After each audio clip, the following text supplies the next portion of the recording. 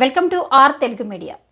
నల్గొండ జిల్లా దేవరకొండ పట్టణ ఆర్య విషయ సంఘం ఆధ్వర్యంలో కార్తీక వనవాస భోజన కార్యక్రమాన్ని కేదార్నాథేశ్వర స్వామి గంగానది ఒడ్డున అంగరంగ వైభవంగా కన్నుల పండగగా కని విని ఎరగని రీతిలో ఆలయ కమిటీ వారు నిర్వహించారు.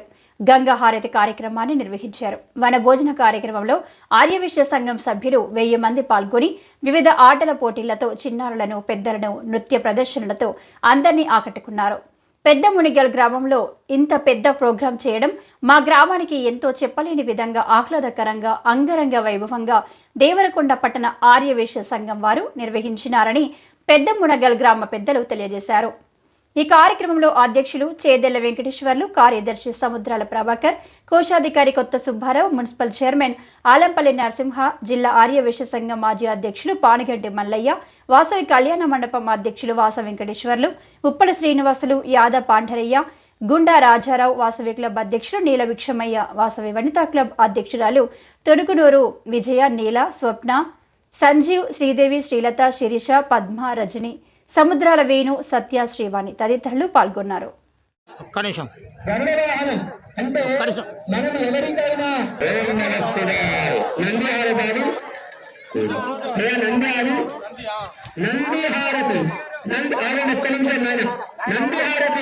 నంది శంకులు ఉన్నటువంటి వాహనం.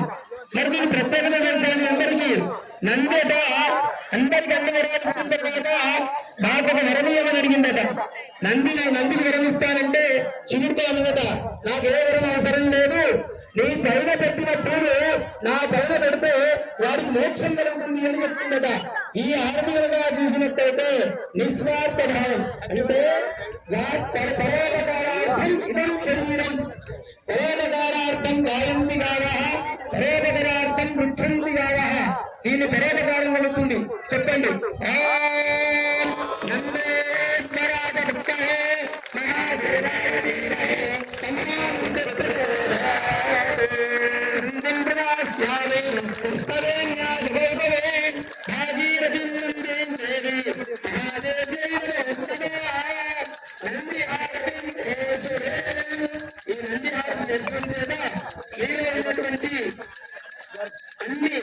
ఇది మన శరీరం అనేది కాదు.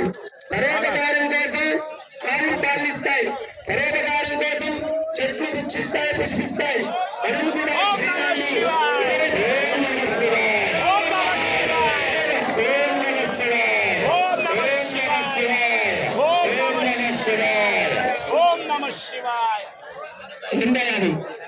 హంసను శంఖం చక్ర విపర్యదశ్చకరలో దివ్యౌషధం. శంఖంలో వేసిన తీర్థం కనుక తీసుకున్నట్టయితే వారికి సకల రోగాలు వెళతాయని నమ్మకం. అందుకే ప్రతింతా శంఖం ఉండాలి. ఆ శంఖంలో తీసిన నీళ్లను దేవుడి పైన వేసి దాన్ని తీర్థం కనుక తీసుకున్నట్టయితే మనకు శరీరంలో ఉన్నటువంటి వ్యాధి, జ్వర, పీడ అన్ని వ్యాధులు పోతాయి. ఓం శశంఖ చక్రం చపీతమస్త్రం సరసీజువేక్షణ ఇదం నిర్మచక్రమే పేదాన్మేవనో శంఖహారతి. ఈ హారతి దర్శనము చేత నీలో ఉన్నటువంటి సకల రోగములకు నివృత్తి కలుగుతుంది.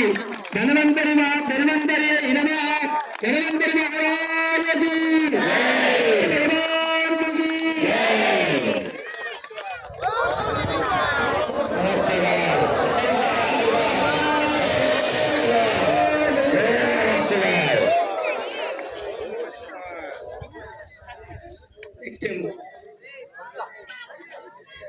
హంసనా గౌడన హంసనా హంస చూడండి, హంసలో చెప్పబడుతుంది. హంస హంస పరమ హంస సోహం హంస హంస హంసాద విత్తహ పరమ హంసాద ధీమహి. మన శరీరం హంసగా భావిస్తున్నాం.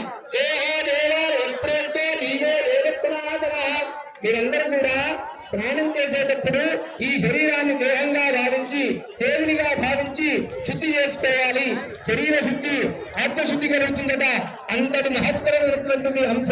హంస ప్రత్యేకత అందరికీ తెలుసు.